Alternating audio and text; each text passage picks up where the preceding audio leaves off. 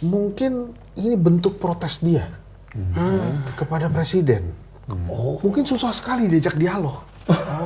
Ya udah saya monolog aja. Syukur-syukur didengerin. Ini kali pertamanya Purnawirawan meminta Wapres diganti. Dan saya yakin dengan kualitasnya Purnawirawan, dia nggak sembarangan ngomong. Dan kalau kita baca dari 8 poin yang dia sampaikan, itu mungkin memang keresahan yang ada juga di rakyat. Salah satunya adalah dugaan-dugaan pelanggaran etika itu. Tapi Pak Prabowo sudah memastikan bahwa tidak ada matahari kembar. Adanya matahari dan utusan. Makanya yang katanya matahari itu diutus. Menyiapkan calon-calon generasi emas 2045, biarpun katanya 2045 Hijriah ya, Cak. Gitu. Wajar kalau kemudian Pak Prabowo itu mendapat approval rating sampai 81%. Oh, itu sih valid banget. Ya, ini kalau sudah selesai segmen puji-puji saya dikasih tahu ya. Kayak udah nggak terus gitu ya. Oh, terus mau saya kasih banyak terus, soalnya untuk bahan puji-puji itu banyak.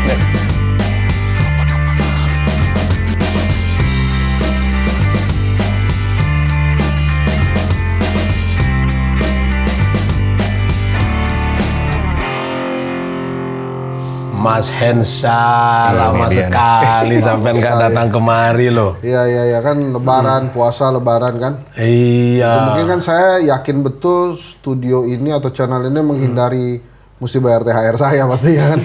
Sehingga selama puasa lebaran saya nggak diundang. Dugaan yang tepat. Dugaan yang tepat. Itu memang ditiru tuh banyak sekali perusahaan-perusahaan tuh caranya begitu. Bukan itu. Teman-teman kemarin tuh berharap sampai datang ke sini. Biar sampean yang kasih THR kita. Tapi di sini emang bener ada THR ya Bang ya berarti mestinya. Katanya begitu. Katanya ada, pantesan saya juga direkrut abis lebaran Bang. Jadi THR juga saya nggak dapat juga. Emang begitu. Emang begitu ya berarti modelnya di sini. Ahlinya begitu memang.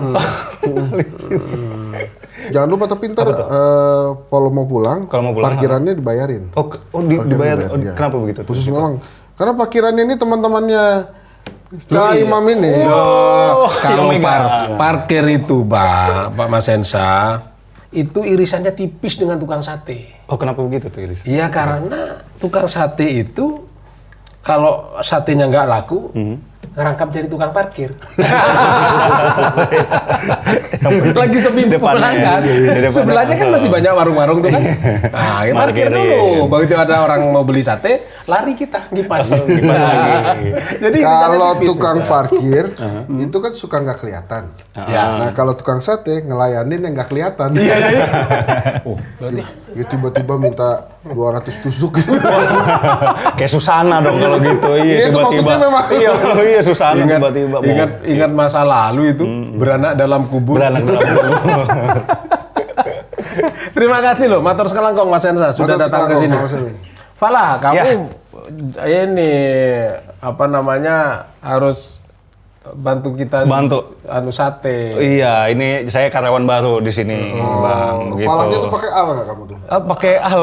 Kenapa tuh kalau pakai al? Pakai al tuh masjid. Oh iya, al-falah. Iya, benar.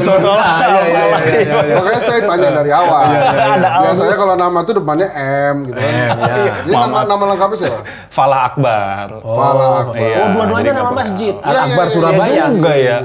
Al-Falah dan Akbar dua-duanya nama masjid di Surabaya itu. Benar. Tapi ini orang paling beruntung, Pak Nesa. Kenapa begitu? Setiap waktu 5 kali sekali dipanggil, hayya alal falah. Allahu Akbar lah. Akbar juga ada akbarnya juga. Jadi orang paling beruntung dia nih, hayya alal falah. Gua rasa nih orang nggak ada atitnya, men. Kenapa begitu? Rokib doang. Rokib doang berarti baik semua dong kalau gitu. Falaman. Baik semua dong. Atit tuh kecewa ya. Rokib lagi. Atit nganggur aja tuh ya di situ. Atau jangan-jangan itu malah Atit. Dicari-cari terus. Nggak datang-datang kan? Iya juga. Jadi matur kelangkong nih Mas Hensa sudah mau datang lagi ke warung sate saya ini. Sudah lama kita nggak ngobrol-ngobrol ya. Karena saking lamanya tuh saya mikir begini. Hensa itu sebetulnya bukan hanya sekedar Henry Satrio. Ternyata beda. Tetapi apa coba? Humoris. Hanya humoris. Eksentrik. Ngaco. N-nya ngaco. Selalu asik. aman terkendali. Ini. Kok yang terakhir mirip-mirip polisi? Apa benar begitu, Bang? Kepanjangannya seperti itu. Enggak, jangan dipotong dulu. Ini lagi muji-muji, kita mesti nikmati. Jangan buru-buru kan langsung dipotong. Jarang-jarang. Tapi di luar itu aku mau tanya nih. Siap. Mau tanya nih Mas Hensa nih. Kan Mas Hensa akhir-akhir ini kan saya dengar YouTube-nya udah pulih. Sudah kembali. Sudah kembali? Sudah. YouTube-nya udah kembali. Itu ketemu di mana? Katanya hilang. Jadi gini, saya bilang ke aparat. Saya ini temannya Cak Imam, langsung dibalikin. Oh gitu. Langsung dibalikin. Tapi aparatnya nggak bilang, satenya masih ada nggak? Jadi terima kasih ya yang sudah mengembalikan YouTube saya itu, alhamdulillah. Alhamdulillah. Jadi sekarang saya punya 2 channel YouTube, Henry Satrio Official dan Jangkrik Bos ala Hensa. Aku suka yang Jangkrik Bos itu. Karena sesuai dengan karakter orang Madura, jangkrik. Iya. Kita mulai ini, kita sudah terlalu lama ini. ini bintang tamu yang ingetin kita, Cak. Karena saking kangennya kita. Saking kangen, betul, saking asik. Nah ini kan saya mau tanya ini soal ini kok akhir-akhir ini Pak Wapres ini kok bikin monolog mau nyanyi sampean tapi kayak mana itu? Ya begini loh maksudku Mas. Gimana? Jangan dijawab dulu. Karena pertanyaannya belum selesai. Ya. Wapres ini kan panggungnya luas. Acara-acara kenegaraan banyak. Undangan-undangan banyak. Kenapa dia harus menyampaikan pikirannya melalui monolog? Saya punya jawabannya tapi agak panjang ya. Nggak apa-apa. Jadi pertanyaannya baru separuh loh, tapi jawab separuh aja saya dulu. Jawab separuh dulu. Yang pertama, mungkin ini bentuk protes dia kepada presiden. Mungkin susah sekali diajak dialog. Ya udah saya monolog aja. Syukur-syukur didengerin. Ya kan? Nah, jadi dia berusaha untuk berdialog dengan presiden, tapi caranya dia bermonolog dulu. Itu bentuk komunikasinya dia. Terus kemudian yang kedua, kan tadi yang kedua itu dia berusaha menyampaikan unek-unek. Unek-unek dia karena tidak diajak berdialog. Ini sama ya? Sama balik lagi ke yang pertama itu kalau begitu dong. Nah yang ketiga memang dia berusaha untuk scaling up lah. Jadi dia ingin menunjukkan bahwa skill saya ini ada, saya punya kemampuan. Itu. Maka ini saya bermonolog. Makanya yang monolognya pun dipilih hal-hal yang susah. Topiknya yang berat-berat. Sampai nggak ada solusi. Ya pokoknya dia nyampein gitu terus tuh. Jadi tapi ya kita perlu hargai karena dia ingin sekali menunjukkan kualitas dia. Jadi dia ingin sekali seperti itu walaupun begini ya. Menurut saya nggak usah dipaksa sih. Nggak ada yang maksa. Iya kan tapi dia udah 3 kali loh sama saya tuh. Jadi maksud saya kan keahlian dia ini nyenengin orang. Dan cara dia nyenengin orang biasanya itu bukan bermonolog. Kalau nyenengin orang bermonolog falah, komika.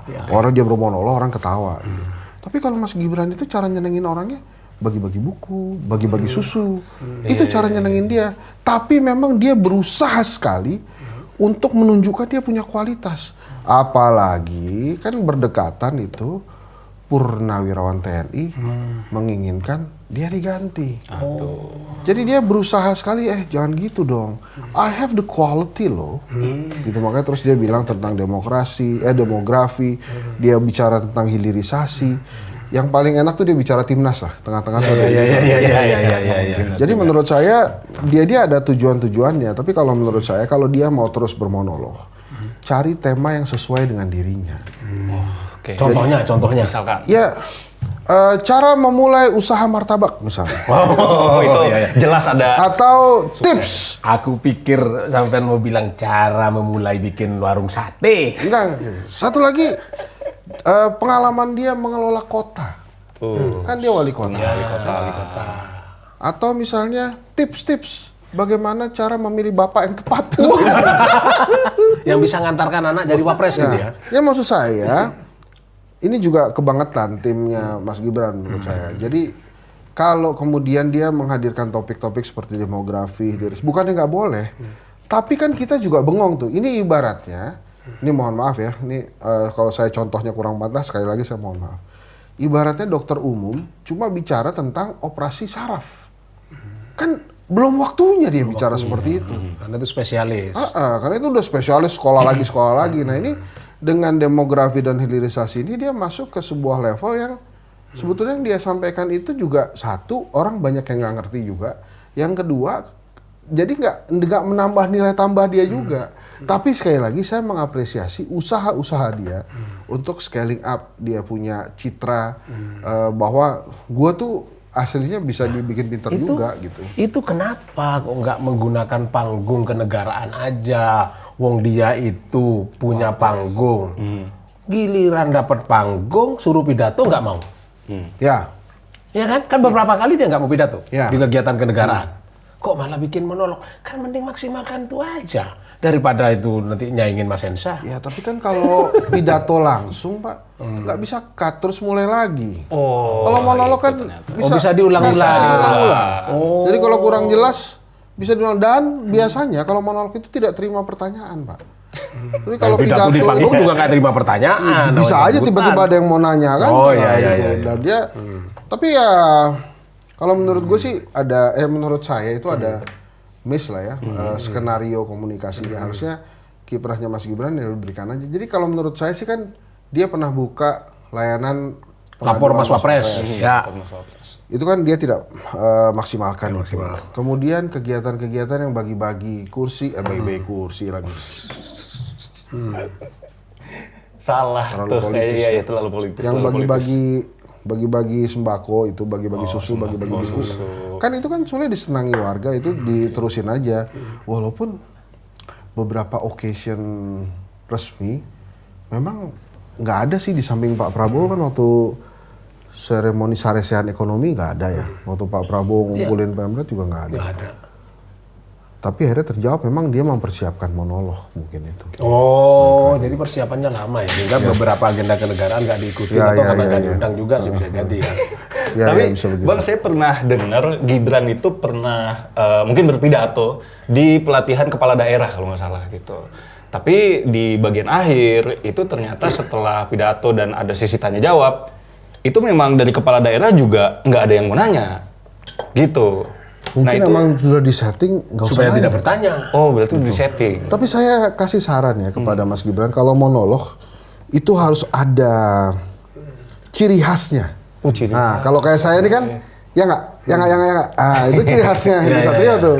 Jadi orang, ini ciri khasnya. Jadi Mas Gibran besok kalau monolog lagi tuh ada ciri khasnya lah, terserah lah Mas Gibran mau. Yang aneh itu justru informasi yang saya dapat banyak yang tidak suka daripada sukanya gitu loh. Iya. Kalau dilihat itu loh, ini gimana? Sebetulnya tadi pun di awal Cak Imam bertanya tentang apa tadi pertanyaan pertamanya, kenapa ini kemudian Mas Gibran kenapa kok tiba-tiba bikin monolog? Sebetulnya saya pengen banget jawab, loh kok tanya saya?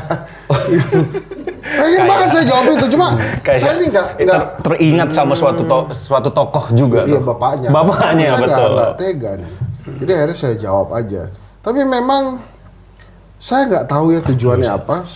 Tapi menurut saya dia berusaha untuk mengubah citranya menjadi sosok yang memang terlihat pinter kan. Kalau kita lihat 15-20 tahun ke belakang, siapa wakil presiden yang pernah monolog? Ya baru ini. Makanya aku tanya tuh, ini aneh luar gitu biasa, loh. Kan? Gitu ya. Dan sekarang kayaknya udah nggak muncul lagi tuh. Terakhir kemarin hilirisasi. Ya masa setiap hari dia monolog. Kayak ngejar AdSense, masa Wapres ngejar AdSense itu kan nggak seru juga. Itu yang ingin saya katakan. Ini nanti kalau dia keseringan, ingin Mas Hensa juga nih. Wah itu dia dunia kan follower bisa digerakkan. Itu. Oh iya. Iya kan? Iya. Pokoknya saya oke aja lah, asal nggak diambil lagi. Yang penting YouTube masih ada ya Bang ya. Bahkan kalau menurut saya, mungkin Mas Gibran mulai juga mengundang bintang tamu gitu ya. Yang di setting nggak apa-apa. Gitu. Saya juga jadi bintang tamu boneka, saya. Jadi Mas Gibran hostnya, sampean bintang tamunya gitu ya? Iya, misalnya dia bicara tentang hilirisasi. Saya cuma bilang, benar. Iya ya, gue baru kepikiran ya. Bener banget. Gak ada tanggapan sama sekali. Gagasan bagus. Begitu aja itu. Gagasan bagus banget. Kenapa gak kepikiran dari dulu ya Prabowo ya? Aduh gimana nih ya? Ini luar biasa. Jadi gue gitu-gitu aja. Sampai dia tuh akhirnya lupa sendiri kan. Karena kegeeran gitu. Kan dia belum pernah gue rasa dipuji-puji dari awal sampai habis kan. Belum pernah tuh. Pokoknya yes man gitu aja ya? Bahkan kalau udah selesai bilang, Mas lagi. Ini saya kurang dimengerti nih. Adalah beberapa lagi tambahin lah topik-topiknya tentang apa gitu. Begitu dia tambahin kan, luar biasa yang bagus banget. Tapi keluhannya pemirsa itu katanya nggak ada solusinya itu, Mas. Ya, yang dia sampaikan itu. Jadi datar aja gitu, bicara hilirisasi, kira-kira apa yang harus dilakukan sebagai solusi, bicara timnas ya cuma ya kayak orang cerita doang gitu loh. Monolog. Namanya juga monolog. Tapi ada kemungkinan nggak Bang, kira-kira apa yang disampaikan Gibran itu hasil dari AI gitu? Karena kan beliau juga salah satu yang bilang kalau kita ini harus memanfaatkan AI. Kalau nggak pakai AI kita tuh bisa kalah gitu Bang. Saya nggak tahu ya kalau itu ya. Tapi memang pada saat menyampaikan tentang topik-topik itu sih memang terlihat ya topik-topik itu memang susah gitu. Kayak misalnya kan, ini juga menurut gue masukan buat timnya ya. Mas Gibran bermonolog itu untuk siapa? Apakah seperti dugaan saya tadi dia bermonolog sebetulnya sedang berdialog kepada Pak Prabowo misalnya presiden, gue diajak ngomong memberi sinyal ke Pak Prabowo gitu. Atau dia bermonolog ini kepada siapa gitu kan? Kayak misalnya kan Henry Satrio bermonolog kepada siapa ya? Tujuannya apa ya? Buat nambah subscriber kan, gue terus terang aja begitu. Kepada siapa? Kepada ya rakyat lah, viewer itu yang butuh hiburan kan nonton di Gona ini. Mas Gibran yang menurut gue perlu juga disasar, dia ke siapa? Karena begini loh, yang bicara tentang demografi rata-rata akademisi, ya kan? Terus yang bicara hilirisasi mungkin rata-rata juga pengusaha. Tapi apakah pengusaha kemudian mendengarkan Mas Gibran? Apakah kemudian akademisi mendengarkan Mas Gibran? Kan belum tentu. Jadi maksud saya, udahlah bicara aja yang dia katanya jago banget gitu waktu tentang Gen Z kah, kemana gitu. Bicara gitu. Coba yang belum pernah dia coba mungkin habis ini dia coba jadi komika deh ya. Iya kayaknya sih itu pecah banget sih Bang. Pecah kayaknya. banget. Pecah. Kepala penonton pecah. Iya, ini Cak Lontong juga sama Wah sih itu. Itu sih. Udah kalah. Oh, Mas Ensa. Ya siap. Gibran bicara soal bonus demografi. Ya. Itu kan bagus sebetulnya. Bagus. Karena kita itu, ini adalah kesempatan paling berharga bagi kita. Karena kita ini surplus. Yes. Tetapi apa Mas Gibran itu kamu tidak nyadar bahwa dia sesungguhnya dia anak muda yang naik ke panggung itu bukan melalui proses, tetapi melalui diantarkan. Jadi dia pura-pura lupa lah. Oh gitu. Ya rugi dong dia kalau nginget-nginget itu terus. Buat apa dia inget-inget terus? Kan yang ada timbul rasa malu kalau ada kan. Tapi kan dia ingin segera masyarakat lupa lah tentang hal itu. Makanya dia pengen sekali dibuat bahwa ada persepsi saya ini punya kualitas gitu. Cuma menurut saya buat timnya Mas Gibran ini satu nggak perlu dipaksain. Kemudian yang kedua topiknya yang topik dia bisa lah. Jadi orang juga kalau dia ngomong gitu ya emang dia ngerti gitu. Oke, tadi Mas Hensa bilang begini. Itu mungkin respon terhadap tuntutan para purnawirawan TNI yang pengen dia diganti. Ya kan? Artinya bahwa Mas Gibran itu ingin menjawab seperti yang saya katakan tadi, saya punya kualitas, bikin begini, ya kan? Nah, kalau seperti itu, di mana letak ininya gitu loh, antara tuntutan purnawirawan itu dengan monolognya Mas Gibran itu, karena materi-materinya kan jauh sih. Menurut saya nggak menjawab sih. Ya kan? Gini juga, Cak. Itu saya rasa para purnawirawan itu nggak asbun lah. Jadi itu serius itu. Dan orang tuh kalau bicara tentang tuntutan itu atau keinginan dari para purnawirawan itu, pandang Trisutrisno lah gitu kan. Trisutrisno itu kan bukan main-main, dia somebody someone tuh di Indonesia. Iya. Terus yang lain-lain juga Tiasno Sudarto. Itu kan orang intelijen itu sebelum dia jadi kasat kalau saya nggak salah ya. Jadi memang beliau sudah memperhatikan ini secara nyata. Tapi memang kan pertanyaannya gimana caranya? Memang susah. Jadi kalau di undang-undang kita apakah serta-merta bisa di-impeach? Menurut saya nggak mudah. Jadi harus ada pelanggaran berat dulu gitu kalau mau. Dan itu harus dibawa ke Mahkamah Konstitusi dulu, disidang di situ kan? Jadi macam-macam juga. Tapi concern dari para purnawirawan kan sudah dijawab juga oleh para purnawirawan lain. Wiranto jawabannya ngambang. Pak Prabowo juga Ya mau mempertimbangkan. Tapi Pak Hendro Priyono bilang itu terukur. Jadi artinya nggak ada yang ngelawan nih gitu. Paling ya yang ngelawan itu dengan pertanyaan-pertanyaan rasional tadi, gimana caranya? Nah, caranya gimana? Uceng, pengamat hukum tata negara dari UGM yang bernama lengkap Zainal Arifin Mokhtar itu dia bilang ya ada kalau mau di ini soal fufu fafa misalnya, ya kan itu tidak pantas. Ya, lalu soal ya meskipun itu sudah sah, tetapi kan di situ ada pelanggaran etika, mengenai naiknya Gibran yang dilakukan oleh Paman Usman dan terbukti Paman Usmannya kan kena sanksi sampai dia tidak boleh ikut bersidang, seperti itu. Nah, Uceng kesana sih arahnya. Ya, tapi sayangnya di Undang-Undang Dasar menurut saya nggak ada yang arah sana. Yang ada tuh mungkin pelanggaran berat ya. Iya. Pelanggaran berat itu kan pengkhianatan gitu-gitu tuh. Korupsi. Ya saya nggak tahu yang lain-lain itu apa. Tapi menurut saya begini, undang-undang itu kan jadi buatnya juga oleh manusia ya. Iya. Jadi artinya pada saat memang ada kegelisahan di kalangan rakyat gitu, ya bisa-bisa aja. Tapi per hari ini menurut saya sih sulit ya.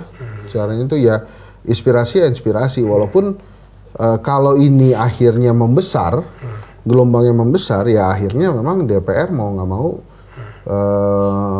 memberikan catatan sehingga MPR bisa impeach kan gitu. Tapi apakah impeachnya bisa setengah? Impeachnya setengah nih.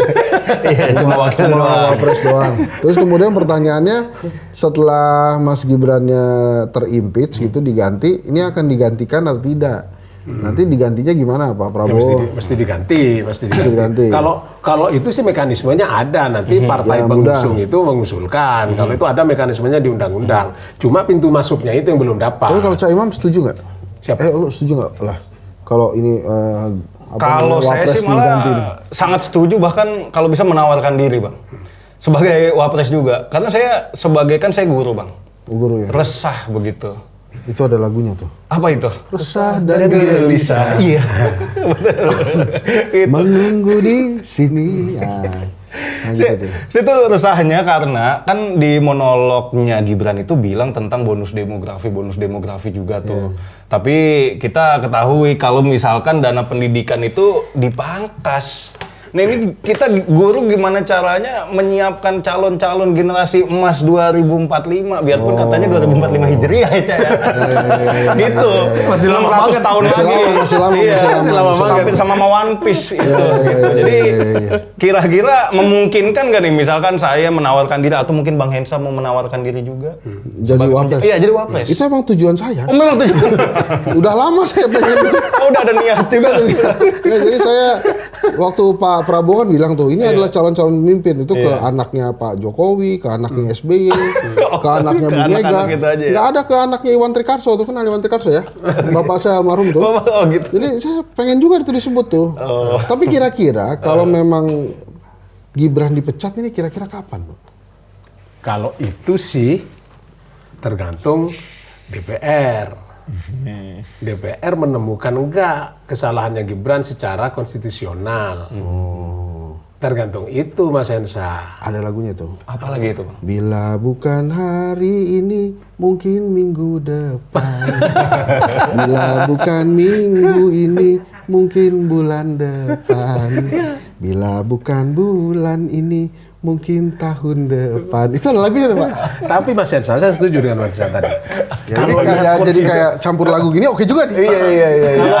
Ada lagu masuk. Kalau lihat konfigurasinya di DPR, memang kayaknya agak susah sih. Enggak, kalau menurut saya justru lemah Mas Gibran di DPR. Dia bukan datang dari partai kan. Partainya sudah mecat dia. Tapi sebentar. Ini kayaknya kirain ada semut. Iya. Ditepuk gitu. Dia justru kalau bicara makan, Anda maksa saya makan, disuruh makan gitu. Ada. Ini kan kalau kita tiba-tiba kita makan. Ini ada endorse jadi gini, jadi kalau di secara hitung-hitungan di legislatif, justru Mas Gibran lemah. Karena dia tidak punya pegangan partai. Mungkin partai yang mau jadi atau pasang badan ke dia itu Partai Golkar.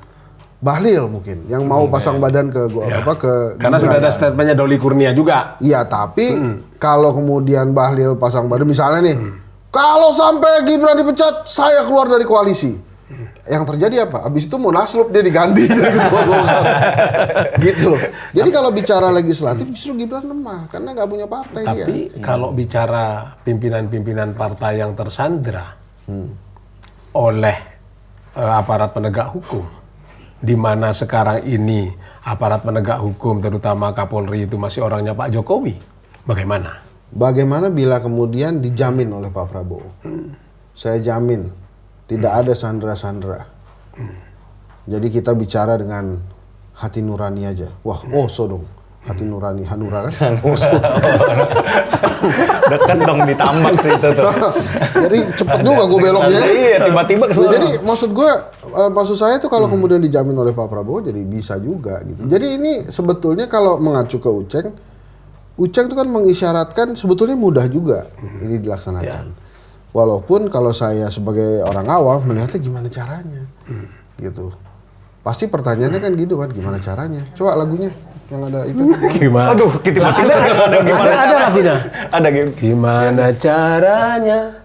Ini lagunya siapa itu? Nah, iya, ada kayaknya makanya tuh. Kayaknya nggak ada di lagu lirik bagaimana caranya kalau aku tahu bahwa itu lagu Nikita Willy sih Bang, kayaknya kita beda dah referensinya. Lagunya kita beda referensi. Tadi nih, juga yang langsung nih ya. Nih. Ya, kalau gitu-gitu memang harus gua. Iya. Bagaimana caranya? Beda. Haruskah ku teteskan air mata di pipi. Oh iya beda. Jadi episode berikutnya tolong ngapalin lagu-lagu itu. Oke. Kayaknya saya harus ngapalin lagu 90 tahun 2000 kayaknya. Enggak, ini memang Mas Hensa. Banyak muncul pertanyaan-pertanyaan menduga-duga ya. Apa karena Gibran itu sering ditanya oleh netizen, wapres kemana, bagi buku sudah enggak, bagi susu sudah enggak, terakhir bagi skincare kan, sudah enggak lagi, ini kemana nih sekarang nih, kayak gitu. Sehingga dia kemudian muncul dengan monolog. Apa itu Mas Hensa gimana sih sebetulnya melihatnya? Ya itu cara yang paling mudah memang. Cara yang paling mudah itu bermonolog. Cuma perlu anak buah untuk syuting, edit, dan lain-lain tinggal bacain aja. Jadi tapi gini loh. Ini kali pertamanya Purnawirawan meminta wapres diganti. Dan saya yakin dengan kualitasnya Purnawirawan, dia nggak sembarangan ngomong. Dan kalau kita baca dari 8 poin yang dia sampaikan, itu mungkin memang keresahan yang ada juga di rakyat. Salah satunya adalah dugaan-dugaan pelanggaran etika itu. Jadi tapi ini harus menurut saya Mas Gibran harus mempersiapkan diri untuk menjawab. Kaesang sudah menolong tuh, sudah coba bantu kakaknya. Dari staf khusus? Bukan. Oh, bukan. dia ngejawab tuh, dia ngebantuin menjawab bahwa kan sudah ada pemilihan umum. Kalau saya nggak salah dia ngomong gitu. Tapi karena ini Kaesang yang ngebantuin ya orang apaan sih? Ini jeruk makan jeruk. Iya. Ya kan? Dan ini luar biasanya, ini tidak redam ini isu. Nah, Mas Hensa. Ya.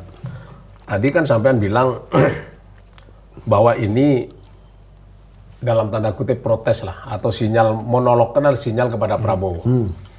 Berarti memang ada indikasi Prabowo sudah meninggalkan dia berarti. Kenapa harus kirim sinyal? Saya sih yakin memang gini ya, Cak Imam ya. Menurut saya memang Prabowo itu sendirian. Dia gapnya dengan layer keduanya itu jauh sekali. Mungkin teman yang diajak ngomong itu ya Hashim, ya Safri Samsudin yang memang seumuran deket gitu. Waktu Pak Jokowi yang deket dengan dia tuh banyak. Ini mungkin ukurannya Pak Prabowo tuh kita mau ngasih masukan juga deg-degan. Misalnya dengan layer keduanya ya Pak Sugiono, Pak Angga misalnya atau Pak Pras gitu kan. mungkin agak jauh juga, even dengan Bang Dasko mungkin. Jadi memang kalau layer-layer keduanya Pak Prabowo aja mungkin sulit berdialog secara langsung, ya gimana Mas Gibran? Yang memang yang memang menurut saya ya hadir karena ya udah deh karena saya pengen jadi presiden mungkin Pak Prabowo gitu. Ini Bang kan mungkin itu bisa jadi salah satu caranya Mas Gibran untuk berdialog atau menyampaikan unek-uneknya dia ke Prabowo. Tapi apakah ada kemungkinan video monolog ini yang udah rilis, mungkin yang nanti akan rilis juga, akan jadi senjata makan tuan gitu? Jadi malah mempercepat kayak rakyat itu, udah ini kayaknya memang wakil presiden harus dilengserkan gitu. Memang tidak berkualitas gitu.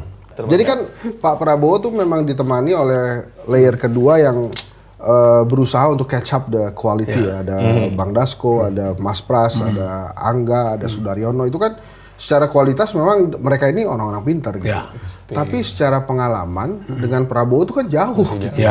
Jadi memang saya yakin juga Bang Dasko, Safri itu juga berusaha keras sekali untuk memberikan atau mengisi ruang kosong yang ada di sekitar Pak Prabowo. Yang jelas akan sulit sekali bisa diisi oleh Gibran. Kenapa? Karena Pak Prabowo kalau lihat Gibran ingat bapaknya aja. Lah mendingan gua ngomong sama bapaknya kan. Daripada ngomong sama anaknya. Tapi Pak Prabowo sudah memastikan bahwa tidak ada matahari kembar. Adanya matahari dan utusan. Makanya yang katanya matahari itu diutus langsung ke. Dan Pak Jokowi juga sudah bilang nggak ada matahari kembar, mataharinya Prabowo. Dia udah bilang begitu juga. Cocok. Mungkin karena dia karena terlalu banyak dikritik orang. Bisa juga ya. Bisa jadi dia merasa tidak pantas lah kan, dan menurut saya juga nggak pantas sih. Masa mantan presiden gitu mau terima silaturahim dan kemudian dipublikasi? Ya kalau mau silaturahim aja, orang nggak usah dipublikasi lah. Terima silaturahim terima saja, tapi nggak perlu dipublikasi kok. Yang gitu. Kenapa orang yang mempublikasi mau mempublikasi itu? Apakah dia kehabisan berita atau gimana? Ya itu yang aku nggak tahu. Kan bisa jadi. Ini kita ketemu tidak usah dipublikasi ya. Iya bisa. Gitu. Jadi wartawan nggak perlu ngeliput ini silaturahim biasa. Kan mestinya begitu. Kita kalau gitu kita masuk ke pertanyaan selanjutnya. Ini menurut Mas Fala dan Cak Imam, ini akan ada lagi nggak topik-topik monolog ini? Pasti ada. Akan ada. Kalau seperti yang Mas Hensa katakan tadi, ini adalah bentuk protes terhadap Prabowo. Sepanjang protesnya ini belum ditanggapi, dia pasti protes lagi.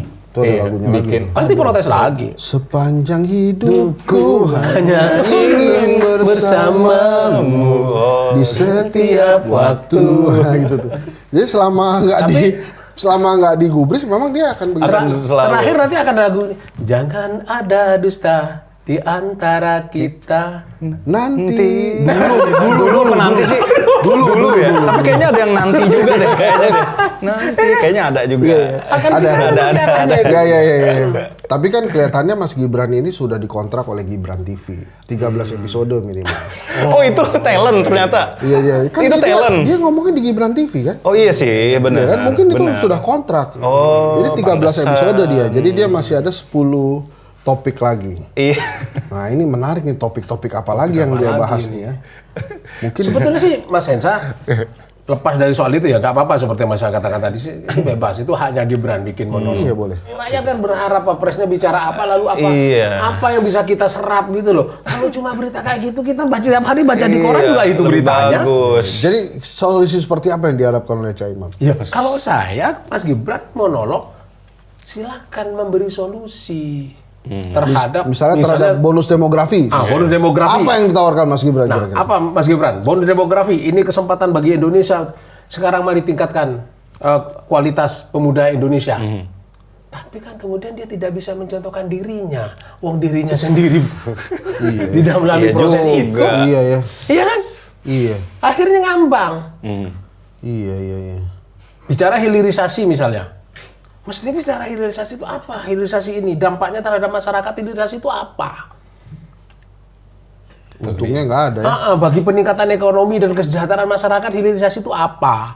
Itu kan perlu dipahamkan masyarakat. Saya juga nggak paham. Iya, mungkin Bang Hensa bisa bantu nulisin skrip kali gitu. Kan beda jauh lah kualitas videonya Bang Hensa sama yang ada di Gibran TV. Mungkin waktu itu Mas Gibran itu hampir putus asa.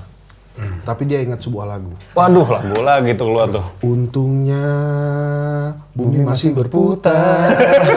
Untungnya. Udah mulai baru nih, lagunya udah mulai baru nih. Lagunya udah mulai baru nih. Jadi tadi udah beda, sekarang jadi makin dia baru. terus tuh, dia coba lagi terus tuh.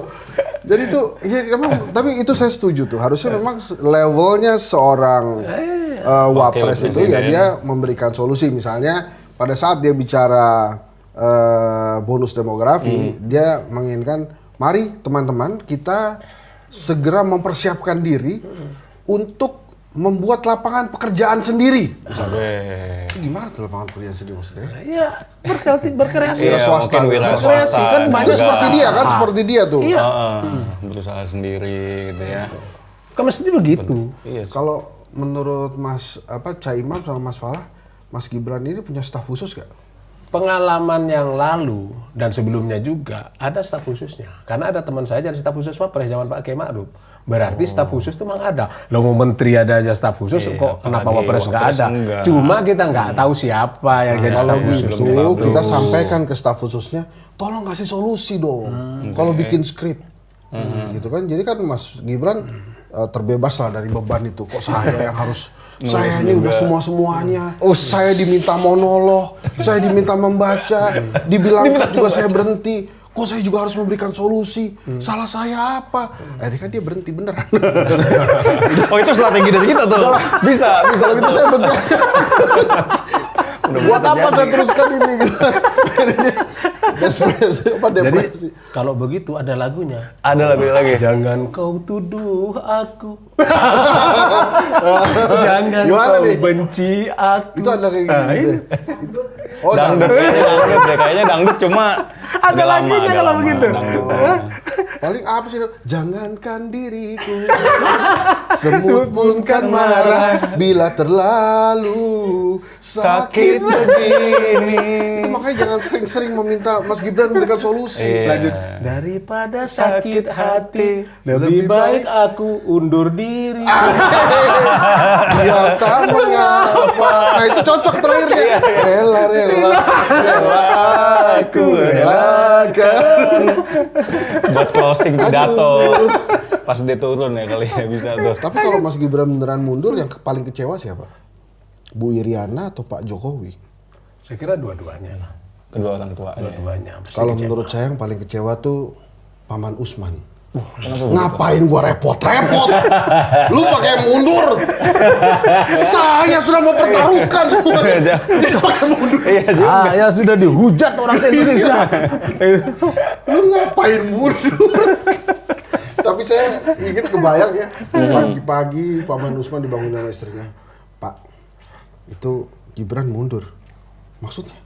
Dia mundur dari Wapres. Alah. Serius. Tapi kebayang ya hari itu tuh gimana gitu kejadian di beberapa rumah di Indonesia gitu. Dan Gibran kan mungkin ada tipikal-tipikal begitu ya, kalau kita lihat zaman dulu kan. Dia kalau menjawab pertanyaan-pertanyaan wartawan kan santai tuh ya. Oh, saya punya bisnis kok, masuk ke politik gitu. Lalu termasuk bapaknya juga bilang, anak saya ini cuma jualan martabak. Sama. Tapi kan yang jelas kan kalau ditanya Pak Jokowi sudah punya jawabannya tuh.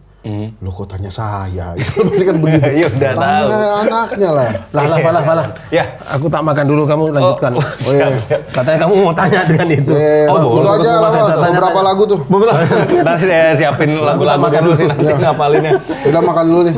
Tapi Bang, ini kan saya sebagai ya anak muda juga lah ya. Saya kan sama lah kaum rebahan, kaum nonton YouTube gitu. Ya akhirnya video monolog Gibran itu jadi salah satu tontonan saya gitu Bang. Serius Bang? Salah satunya juga. Karena kan saya ngeliat dari thumbnailnya kan saya kayak ada mirip-mirip salah satu channel juga tuh, Malaka Project gitu kan. Cuma kalau yang ini kayaknya berbeda Bang. Ini kayaknya Malapetaka Project sih kayaknya gitu.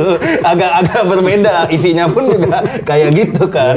Nah cuma dari adanya monolog ini, apakah ini memang jadi salah satu tanda bahwa komunikasi dari pejabat kita itu memang buruk gitu, diikuti juga kan mungkin ya dari yang sebelum-sebelumnya juga banyak kasus dari komunikasinya pejabat juga, akhirnya jadi banyak headline terus tuh. Setiap hari itu menurut Bang Hensa gimana tuh Bang? Itu Pak Prabowo sudah mengakui itu. Oke. Dan kerennya Prabowo, dia pasang badan bos. Oke. Ini salah saya. Saya pengen memang dari awal kerja. Karena orang lapar tidak bisa menunggu, kata Pak Prabowo. Jadi kerennya Pak Prabowo itu dia bisa pasang badan. Gitu. Dan dia berkali-kali mengumumkan bahwa ini salah saya. Komunikasi waktu sama Pemret dia bilang ini salah saya, makanya saya komunikasi. Dengan disarasan ekonomi dia juga ngomong gitu. Ini salah saya. Jadi emang Pak Prabowo nih saking sering salahnya gitu. Waktu Town Hall Danantara dan BUMN dia nggak mau diliput.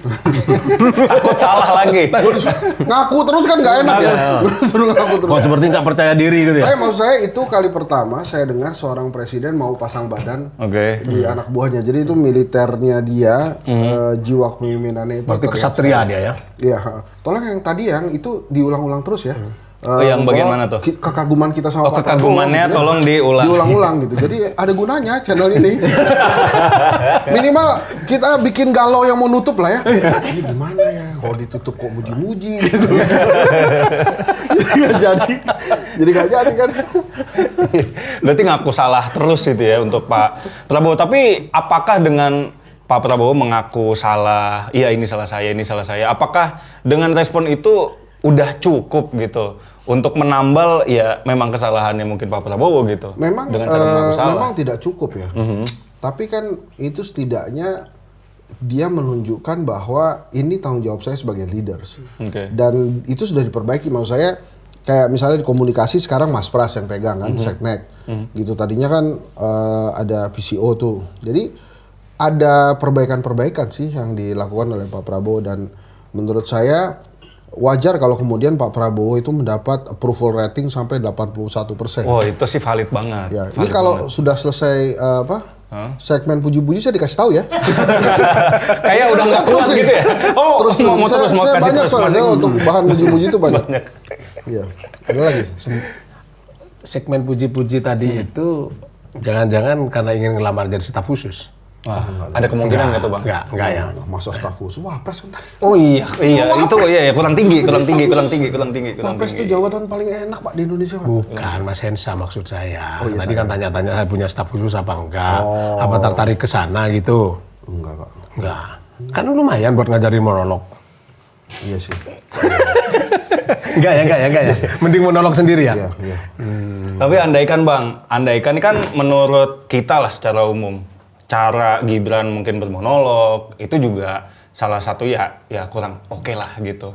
Menurut Bang Hensa, kira-kira Bang Hensa mau nggak mengajarkan Gibran untuk berpublic speaking secara private gitu, biar kalau monolog tuh enak gitu, ada solusi-solusi yang diusulkan. Saya sih mau aja, oke aja kan saya profesional ya.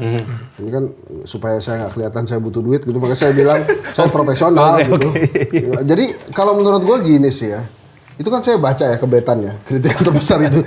Jadi menurut saya gini, Mas Gibran itu pada saat bermonolog tadi. Jadi itu nggak perlu ditanyakan ya, udah dibaca ya. Karena itu kan saya bisa baca. Kalau ditulis ya, saya nggak bisa baca. Jadi saya nggak tahu. Jadi kalau menurut saya, Mas Gibran itu harus tahu dia ngomong ke siapa. Kayak misalnya saya bermonolog. Saya ngomong ya ke viewer saya atau orang-orang yang menurut saya berpandangan sama dengan saya. Misalnya saya bicara Liverpool, kepada orang-orang yang menyukai Liverpool gitu. Tapi kalau Mas Gibran kemarin itu saya nggak melihat dia tuh tahu bicaranya kemana. Pokoknya dia ngomong aja tentang hilirisasi, dia ngomong aja tentang bonus demografi. Makanya kemudian orang-orang kayak Caiman yang kritis ini menemukan kok dia nggak bicara solusi ya. Kenapa demikian? Kenapa bisa kelewat dia nggak bicara solusi? Karena dia nggak tahu gue ngomong sama siapa. Yang penting gue bermonolog aja. Yang penting saya mau ngasih lihat bahwa saya ini punya kualitas, saya bisa bicara tentang bonus demografi. Walaupun kan habis itu kritikan-kritikan tajam masuk gitu. Jadi memang sulitnya di Indonesia ini pada saat Anda tampillah dengan persiapan yang matang.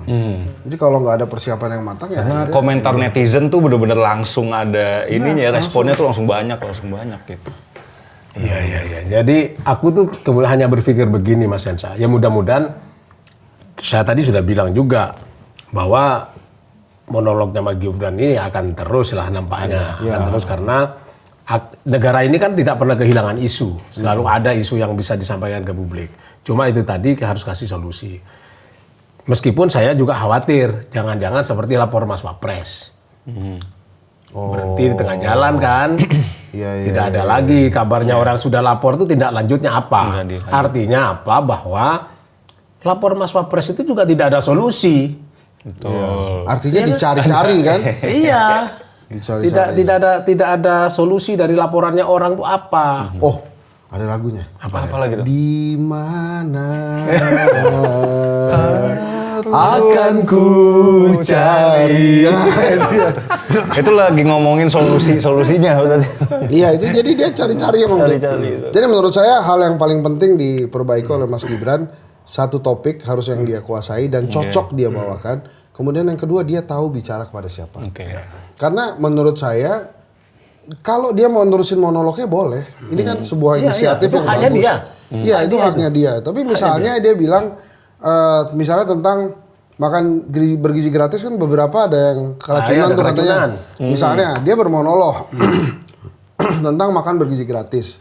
Misalnya salah satu solusinya coba Bapak Ibu guru sebelum dibagikan boleh dicobain dulu. Misalnya. Itu kan nawarin sebuah solusi. Nah, dia bicara tentang MBG. Dia bicara tentang Koperasi Merah Putih. Jadi maksud saya inline gitu. Prabowo lagi bicara Danantara, dia bicara juga Danantara. Prabowo bicara tentang Koperasi Merah Putih, dia juga bicara tentang Koperasi Merah Putih. Jadi nggak tiba-tiba dia munculin ide sendiri tentang hilirisasi, dia bicara tentang demografi. Lagi-lagi sekali lagi, yang dikuasai. boleh, tapi bicara yang dia kuasai, topiknya yang pas, dan kemudian dia tahu mau bicara ke siapa. Atau monolognya Mas Gibran itu menjawab kritik publik. Misalnya nih, Wapres mau nggak pernah datang ke kampus.